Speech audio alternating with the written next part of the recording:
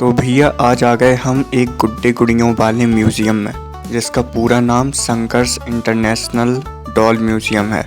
छोटे से मेट्रो के सफ़र के बाद हम निकले ITO मेट्रो स्टेशन से और सबसे पहले जो चीज़ हमें दिखी वो था म्यूज़ियम। टिकट सिर्फ 30 रुपये का है, तो कोई भी आसानी से इसको देखने आ सकता है, लेकिन पार्किंग को लेकर शायद कुछ प्रॉब्लम हो, तो बेस्ट ट्रांसपोर्ट मेट्रो ही है।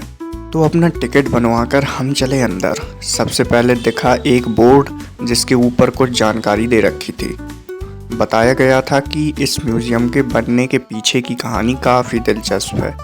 शंकर पिल्लई नाम के एक पॉलिटिकल कार्टूनिस्ट हुआ करते थे, जो कि पॉलिटिशियंस के कार्टून बनाया करते थे।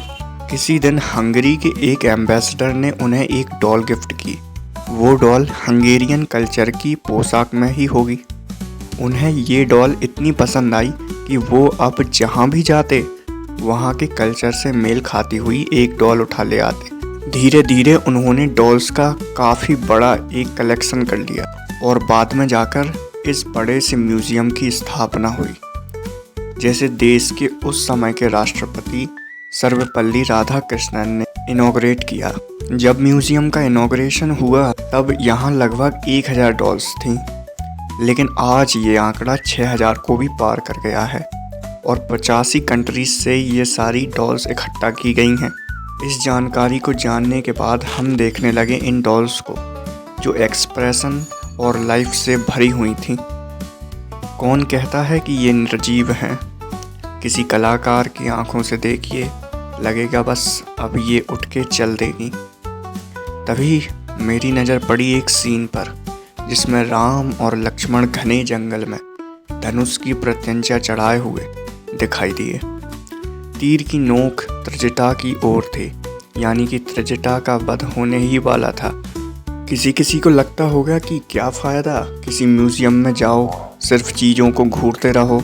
तो उनको मैं बता दूं कि जब भी हम किसी आर्ट को देखते हैं तो हमारा अनकॉन्शियस माइंड इसको कैप्चर करता है और उस पिक्चर से रिलेटेड जो इन्फॉर्मेशन ब्रेन के पार्ट्स में कहीं दबी है वो अपने आप ही याद रह जाती है। और यहाँ तो हमें कई सारी सभ्यताओं के बारे में जानने को मिलता है, जिनके बारे में शायद हमने सिर्फ किस्से कहानियों में सुना था। एक और जगह नज़र रुक सी गई। टाइटल था हाउ टू वियर अ साड़ी और लाइन से 5 पुतले लगे हुए थे एक औरत की शक्ल में, जिसमें स्टेप बाय स्टेप बताया गया था कि कौन से गेस्चर्स यूज़ होते हैं साड़ी को पहनते वक्त। कहीं नृत्य की मुद्राएं दिखाई गई थीं, तो कहीं आदिवासियों के त्योहारों का चित्रण किया गया था। अगर आप अपने लिए कोई डॉल खरीदना चाहते हैं तो खरीद सकते हैं, लेकिन कोई भी नहीं, सिर्फ वो जो बेचने के लिए रखी हैं। इसी तरह करीब 1 घंटा हमने यहाँ बिताया और दिमाग में एक बात आई कि पता नहीं कितने आर्टिस्ट्स ने इन पुतलों को बनाया होगा।